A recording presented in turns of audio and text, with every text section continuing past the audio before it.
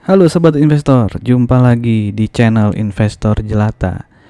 Kali ini akan membahas saham Kijai ya, kawasan industri Jababeka yang kalau mungkin ada teman yang tahu ya, dalam 5 hari terakhir naik banyak dengan volume gede juga nih ya.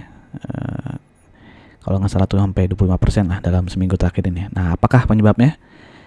Sebelum bahas penyebabnya, seperti biasa kita kenalan dulu dengan perusahaannya. Tapi sebelum kenalan dengan perusahaannya, seperti biasa juga nih, silakan untuk teman-teman yang mungkin baru mampir di channel ini atau yang sudah sering mampir tapi belum subscribe, bisa tolong diklik subscribe-nya dan juga klik loncengnya ya. Dan sekali lagi terima kasih untuk teman-teman yang sudah sering like video Investor Jelata dan juga sudah mensubscribe. Oke, mari kita kenalan dengan kawasan industri Jababeka ya. Pasti teman-teman banyak juga yang tahu ya kalau Kijai ini yang mengelola kawasan industri di Jababeka Cikarang ya. Jadi dia berdiri tahun 89 ya. Jadi real estate itu ada industrial, ada yang residensial juga ya. Jadi bukan cuma industri tapi juga ada yang perumahan. Oke, lalu juga ada infrastruktur ya, terutama untuk pembangkit listrik ya. Jadi punya pembangkit listrik. Lalu ada pelabuhan juga ya, di Cikarang ada pelabuhan.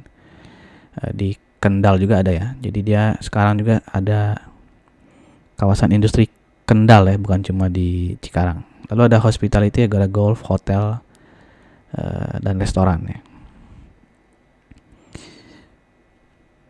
Oke, nah ini Jababeka berdiri tahun 89 ya, lalu dia IPO di tahun 94.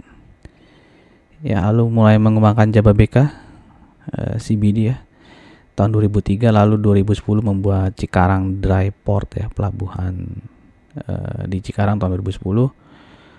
Lalu di tahun 2012 ya ini bekerja sama dengan Sembcorp ya, bacanya gimana? Sembcorp. Kalau nggak salah ini perusahaan dari Singapura ya, untuk mengembangkan Kendal Industrial Park ya. Lalu juga bikin power plant ya tahun 2013 ya, tahun di Bekasi power plant. Lalu groundbreaking Kendal Industrial Park itu tahun 2016 ya. Nah, jadi land banknya ya, jadi dia ada di Cikarang, Tanjung Lesung ya. Lalu ada di Kendal ya.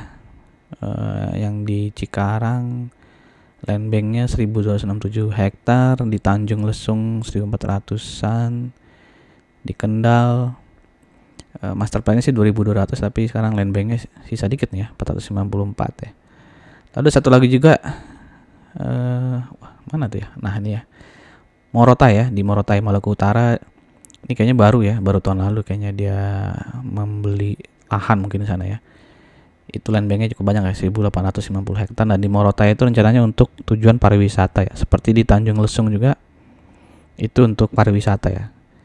Sedangkan yang di Cikarang dan di Kendal itu untuk industrial ya. Oke, Jababeka selain industrial tadi ada apa? Ada perumahan ya. Nah, di Cikarang itu, nah ini ya, jadi penduduknya udah 1 juta orang nih. Ini saya ambil langsung dari websitenya Jababeka ya. Dan jumlah perusahaan yang ada di Cikarang itu ini ya 1650 dari 30 negara. Oke, dengan total pekerjanya tuh ya 700.000 pekerja dan 4.300 ekspat ya. Beberapa perusahaan yang ada di Cikarang tuh perusahaan besar ya, Unilever, United Tractor, Nissin Mas, Akzo Nobel, Samsung ya, dan sebagainya. Nah, yang di Kendal ini ya tadi, itu juga punya ini ya, port ya, Kendal Port ya. Jadi dia si Kijai ini memiliki 51% di Kendal Industrial Park, dan sisanya itu oleh partner ya, si Sembcorp. Dimana waktu itu sempat ada tax holiday ya untuk perusahaan-perusahaan yang mau mendirikan perusahaan di Kendal ini ya, diberikan tax holiday hingga 20 tahun tuh. Maksudnya biar banyak yang mau berinvest ya di Kendal ya. Dan kelebihannya Kendal dari Cikarang ini ya pasti UMR-nya lebih rendah ya dibandingkan UMR Cikarang ya, yang sudah sangat tinggi. Oke, nah ini customer update-nya ya. Ini yang per Desember 2022, di mana sudah ada 80 perusahaan ya yang berkomitmen akan mendirikan perusahaan di Kendal, di mana mayoritas itu adalah fashion ya, atau tekstil ya, ini ya 28%. Oke, dan di Desember itu dikatakan 24 perusahaan sudah beroperasi, 13 perusahaan under construction ya, dan sisanya 43 itu masih dalam step design and planning. Nah, tadi kan Desember ya. Nah, di Juni ini katanya sudah 90 investor ya, dengan Desember 80 ya. Nah, di bulan Juni nih, menurut berita dari mana nih, solopost.com ya, sudah ada 90 investor ya, di mana 90 investor ini mengisi 80% lahan di Kendal ya. Ya, jadi dari 90 perusahaan itu ada 29 yang sudah beroperasi ya. Kalau tadi Desember 24 ya beroperasi ya. Nah, di Juni udah ada 29, berarti nambah 5 yang beroperasi ya. Oke.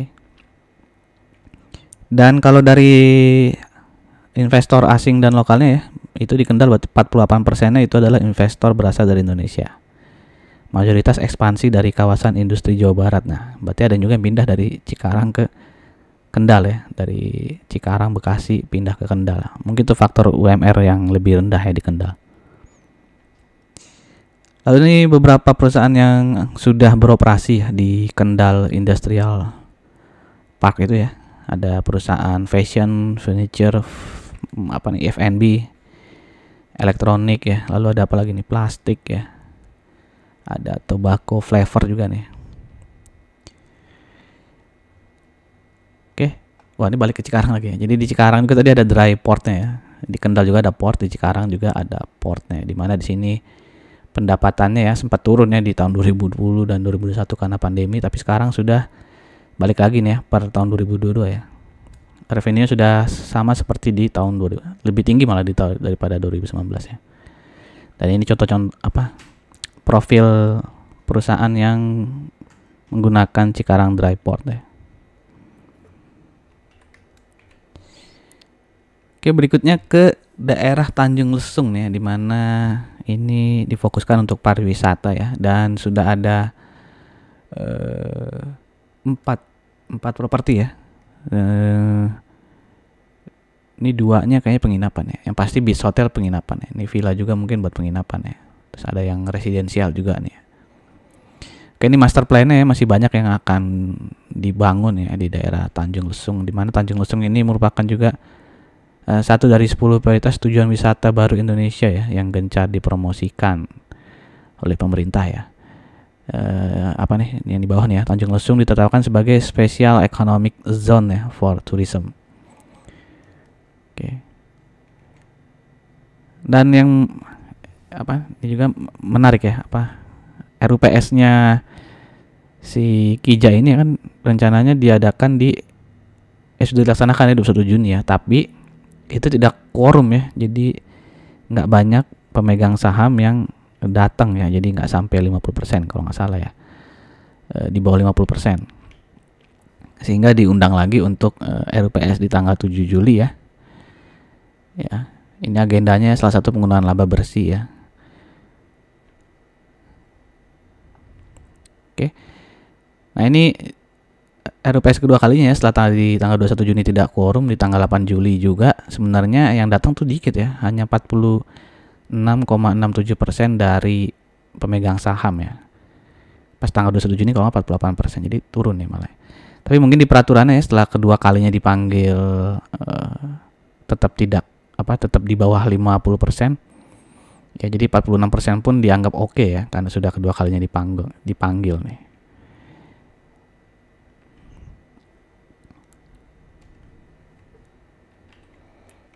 Salah nih, 2022 ya. Ini kan tahun 2023 nih, 21 Juni ya.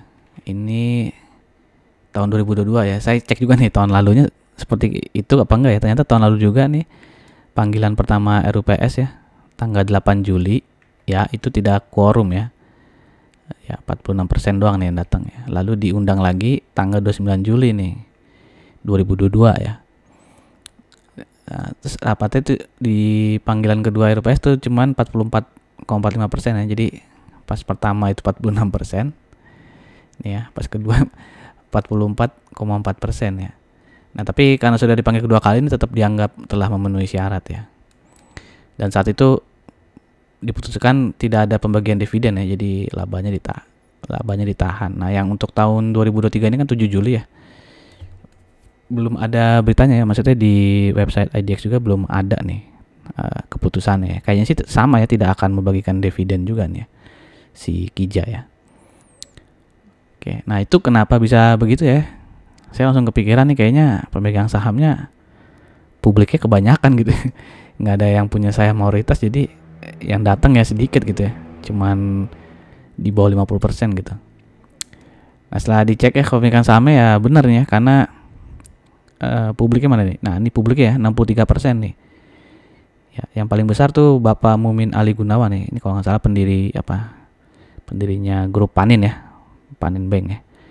Pak Mumin Ali Gunawan nih 21,09%. Lalu ada Islamic Development Bank ya, 11,7%. Lalu ini ada Pak almarhum ya, karena di sini dibilang dia wafat ya di 26 September 2021. Kalau nggak salah Pak Hadi Raharja ini adalah salah satu komisaris di Kija. Lalu ini saham treasury ya, hasil buyback ya. Jadi ini emang Kija ini didominasi oleh saham yang malah dimiliki publik nih. Oke, jadi ya beberapa orang tuh nggak terlalu suka ya kalau perusahaan TBK terus lebih dari 50%-nya itu sahamnya malah dipegang publik tuh. Jadi kayak nggak ada yang pengendalinya gitu ya. Oke. Tapi ya mungkin setiap orang punya pendapat yang berbeda-beda ya gitu ya. Tapi yang pasti Kija ini 61%-nya dipegang oleh publik ya. Ini yang lebih detail lagi, dimana ini ya individu lokal perorangan tadi selain Pak Mumin Ali ya, ada yang lain juga nih ya. Karena individu lokal perorangan itu 48,61% ya. Tadi kan Pak Mumin Ali cuman 21% ya. Berarti ada 27% lagi yang dimiliki oleh individu lokal ya, tapi di bawah 5% tuh kayaknya. Makanya nggak muncul namanya ya. Lalu ada juga reksadana ya, 3,21% ya. Lalu ini institusi asing 23%, di mana 11,7-nya nih punya Islamic Development Bank ya. Mereka kan dihitung asing juga ya. Oke, lalu ada perseroan company nih 14%, ada asuransi, dana pensiun dan sebagainya. Oke. Lalu ini saya ambil dari public expose terakhir ya di 21 Juni 2023, di mana ada yang menanyakan mengenai pengeluaran capex ya. Jadi dia membudgetkan capex di tahun 2023 itu sebesar 900 miliar dan baru dipakai 40 miliar di Q1. Nah, itu ditanyain penggunaannya gimana gitu ya. Terus selalu ada pertanyaan tentang recurring income ya, pendapatan yang berulang gitu ya. Targetnya gimana di tahun 2023. Nah, ini dibilang 40 miliar itu udah dipakai capex-nya untuk beli lahan di Cikarang dan di Kendal ya. Lalu sisanya itu diperuntukkan untuk konstruksi dan pengembangan tanah serta infrastruktur di Cikarang sebesar 300 miliar dan di Kendal 600 miliar ya. Jadi masih banyak capex yang belum digunakan ya. Oke, lalu ya ini sisanya perusahaan sedang mempelajari juga ya untuk menuju kawasan hijau ya, di mana dia mempertimbangkan untuk menggunakan ini ya, energi surya ya, solar PV. Lalu ini pendapatan berulang di kuartal 1 2003 itu sebesar 368 miliar berasal dari infrastruktur ya, di mana itu pembangkit listrik, lalu ada penyediaan air, pengolahan air limbah ya. Oke. Terus dibilang perseroan tidak menargetkan pendapatan berulang karena adanya variabel penjualan listrik kepada PLN. Jadi dia susah memprediksi pendapatan berulangnya berapa ya di tahun 2023. Lalu ada juga pertanyaan, ini pertanyaannya mana kan, langsung tanggapan. Itu tentang penjualan ya, marketing sales di tahun 2003. Targetnya gimana, realisasinya bagaimana ya. Jadi realisasi marketing salesnya itu sampai Mei 2003 sebesar 1,2 triliun ya, atau 60% dari target marketing sales gitu. Cuman dari marketing sales menjadi accounting sales itu makan waktu ya. Kalau kayak tanah itu baru 1 tahun kemudian baru bisa diterima mungkin ya uangnya. Lalu kalau untuk Penjualan tanah setelah bangunan itu malah sampai 2-3 tahun kemudian ya.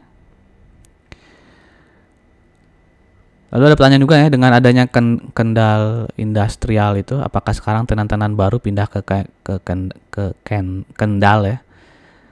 Apakah ada tenan-tenan baru di Cikarang? Nah, tadi kan sebelumnya juga udah dikasih tahu ya, apa ada beberapa yang pindah ya dari Cikarang, Bekasi ke Kendal ya. Nah, terus biasanya yang milih ke Kendal itu yang ini ya, yang industrinya padat karya nih, yang pegawainya banyak dan membutuhkan lahan yang lebih luas ya. Jadi kalau pegawainya banyak kan pasti nyari UMR yang lebih rendah gitu ya. Sedangkan kalau mau cari sarana prasarana yang lebih lengkap, itu milihnya yang di Cikarang ya.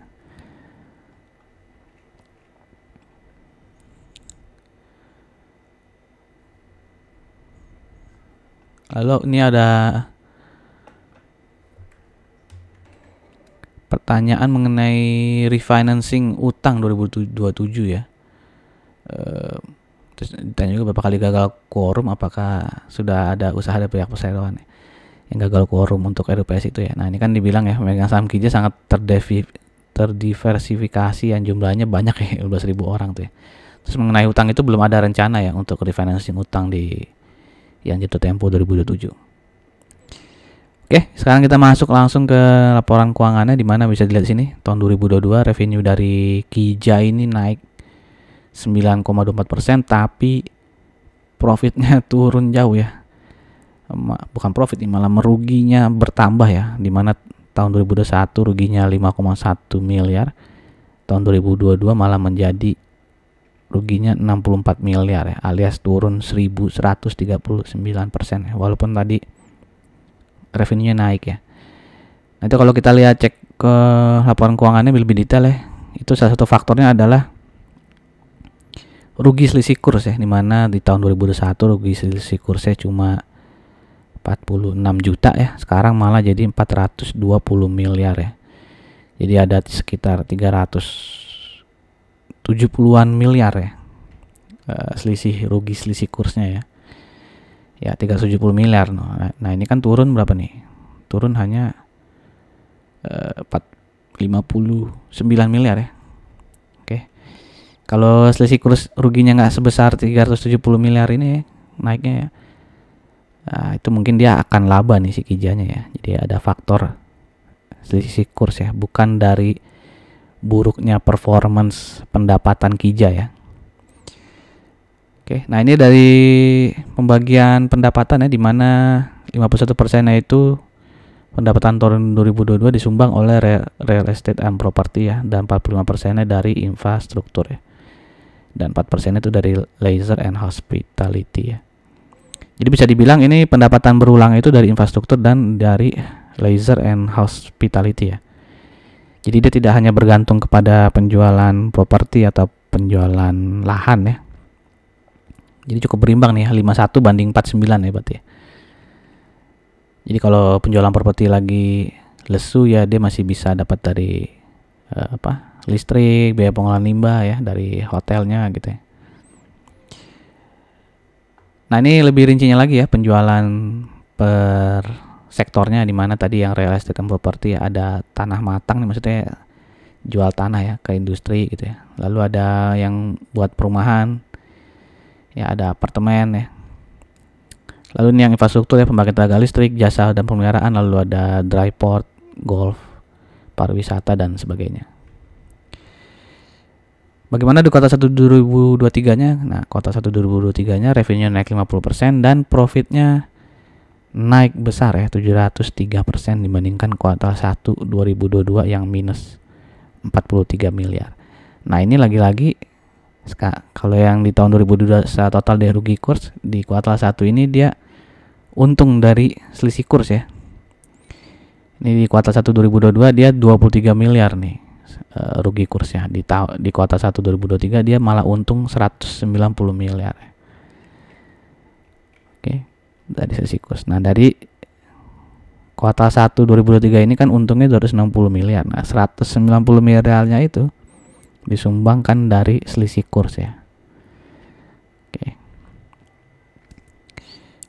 Dari rincian pendapatannya per sektor masih mirip ya. Kalau tadi kan 51%-nya real estate, sekarang 49%-nya real estate ya. 51% itu dibagi oleh infrastruktur 47% dan hospitality-nya 4%. Oke, nah ini secara rinci juga ya penjualannya, sama apa yang infrastruktur itu didominasi oleh penjualan listrik ya. Oke, bagaimana dengan rasio KIJA ya dengan kuartal 1 2023 disetahunkan? Itu PR-nya jadi rendah ya, 3,41 ya. Karena tadi profit si KIJA cukup tinggi ya di kuartal 1 ya, dimana 190 miliar disumbangkan oleh keuntungan selisih kurs ya, yang tidak akan selamanya tuh akan untung ya, malah bisa jadi rugi, kayak di secara total 2022 dia banyak rugi dari selisih kurs. Jadi PR 3,41 dimana itu terhitung rendah ya, karena di tahun-tahun sebelumnya malah minus ya, karena dia loss nih ya, nggak profit nih. Di tahun 2019 malah sempat 51 kali ya, 2018 malah 140 kali, luar biasa nih. PBV nya masih rendah ya, 0,51. Sebelumnya sempat paling tinggi sampai ke 1 tuh ya. ROE nya lumayan tinggi 14,79% dan DR nya masih di bawah 1 ya, 0,86. Oke, nah ini chart dari KIJA ya, dimana di apa nih sejak tahun 2020 nih ya, awal tahun 2020 dia pandemi bablas ya, sampai ke berapa tuh ya, 180-an ya. Ya, lalu sempat naik tapi dia turun lagi nih ya.